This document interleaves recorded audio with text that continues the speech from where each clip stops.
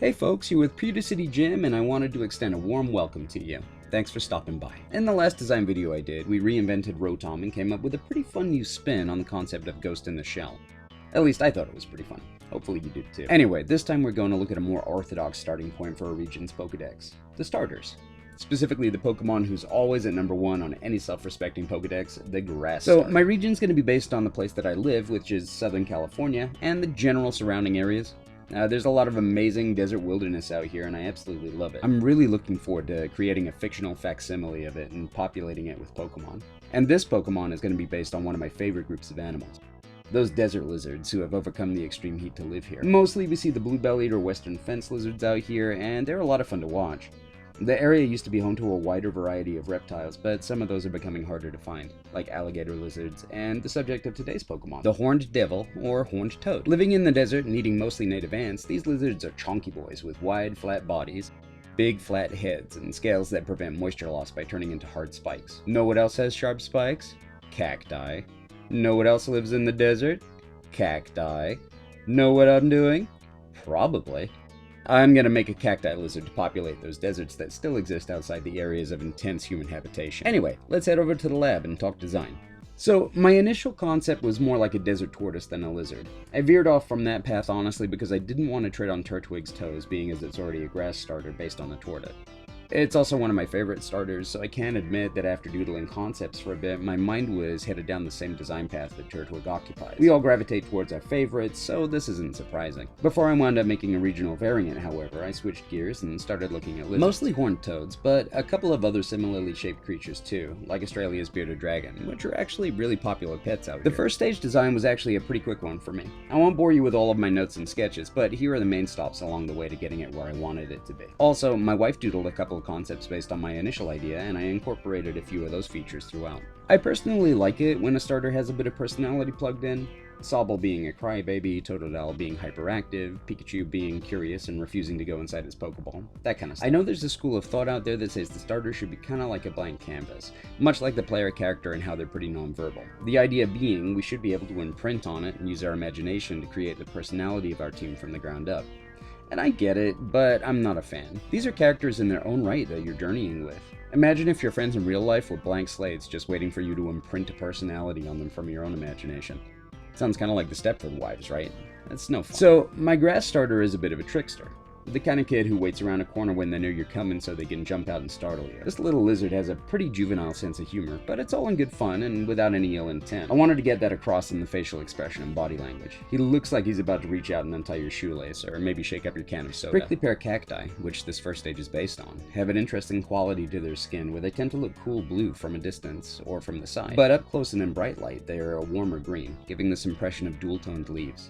I wanted to borrow that from my whole line, so I also grabbed a photo of the cacti to reference. You can mostly see it after shading and adding highlights. I colored its back with some mauve, kind of fruity hues to get that prickly pear fruit color across as well. And here it is, Pancalis, the prickly pear Pokemon. Rotom.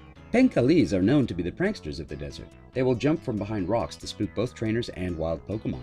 They spend a long period of each day sleeping in the sunshine so that they can move around using stored energy at night. Here are its base stats and here are its moves. The name is from penca, which is a Spanish word used out here to refer to the leaves of the prickly pear, which are edible, and lis, which is the first part of lizard.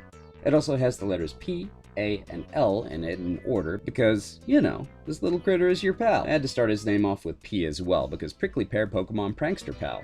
It just fits too well. Next, we move on to the middle stage, and I spent way longer devising this. Middle evolutions tend to get such a bad rap, and I didn't want my design to look lazy, or it just gets bigger. So hopefully this is a Pokemon people would actually enjoy using. Being that it's kind of the awkward tweenage/teenage stage of the Pokemon's life, I wanted to give it that awkward energy that most successful middle stage Pokemon have. With the blue-bellied lizard, they have this funny thing they do where they do push-ups to intimidate rivals. They puff out their jowls and crank out push-ups like crazy, and it always struck me as so funny. I wanted to bring in some of that awkward, do you even push up, bro? Try-hard energy into the design. I also borrowed some ideas from the namesake of the horned toad and had my Pokemon breathe in large amounts of air to blow itself up and try to look more intimidating. It's all a facade, of course, trying to look bigger and badder than it really is. The color of its body darkens a little bit, a la Charmeleon, Grovyle, and Gabite, and the spots on its back erupt into hard protrusions in preparation for its final stage. Here we have Nopales, the prickly pear Pokemon. Rotom. Nopales have a strong drive to appear bigger and stronger than they really are. You'll often see small groups of them trying to impress one another by sucking in lungfuls of air and doing push-ups. Around a trainer they trust, though, they tend to drop this facade. Here are its base stats, and here are its moves. Nopales comes from nopal, which is another Spanish word for the prickly pear cactus, and lis being the first part of lizard. Again, Nopales also sounds like Nopales, which means multiple nopal, and also a dish made from the cactus. It also contains, phonetically at least, the word nope, which I hope emphasizes the increase in this Pokemon's kind of contrarian nature.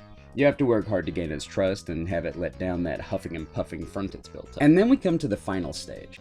This Pokemon takes influences from a few things, as all of my favorite Pokemon do. It's still a desert lizard, but grass starters tend to reflect some kind of megafauna that's extinct in our world.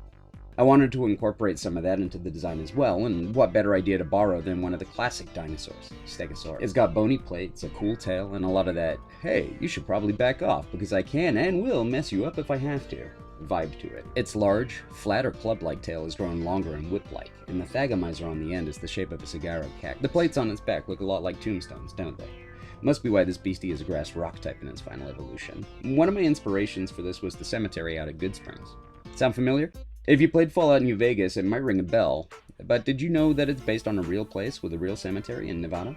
Wild, right? So you have these lizard elements, dinosaur elements, and the trappings of a classic creepy graveyard. These elements tie into the theme from my starter trio, of course, and I'll tell you what that theme is once all the designs are done and released. But see if you can guess in the comments, though. Anyway, I wanted it to revert back into a more cheerful creature. It's not a baby anymore, and it feels no need to prove itself to anyone. It's tough, and it knows that, so there's little to no need for posturing or preening. If you need to be shown how strong it is, it will happily do that in glorious combat. It's a large creature that roams the desert in search of water and food.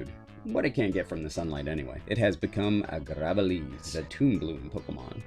Rotom. Graveles are a less common sight out in the desert than they once were. Legends of the region talk about an ancient time when Graveles were big enough to carry entire villages on their back. Other legends say that they carry the souls of the departed over the horizon. Healthy Graveles will grow flowers on their tails. Here are its base stats, and here are the moves. The name has a couple of elements to it. A grave, referencing the graveyard theme. Gravel, because rocks. Agave, which is a type of succulent, and leaves. Again. And here is a picture of its egg. As I explained in the Rotom video, I like the idea of eggs in my region actually looking like eggs from the Pokemon that they're gonna hatch, so that's why you've got a pretty nice little color scheme going on here. Of course, this Pokemon line being that of a grass starter, it's gonna have the ability Overgrow, for the most part. What that does is it increases the power of grass-type moves when this Pokemon's HP is below a quarter of its max. For the hidden ability though, I'm going to go ahead and go with Chlorophyll, which is going to increase its speed when the sun is shining, because this is a desert reptile and I feel like that's a really good option. And here are the shiny forms for the entire family. And there we have it, the first set of starters for our region. Hopefully you like them. I'm looking forward to moving on to the Fire-type set. Fire-types are almost always my first starter in any new region I tackle, so I wanted to put my all into designing that set of Pokemon for the next video. For now though, this has been Pewter City Jim, and I'll see you next time. Thanks so much for watching. Take care. Bye!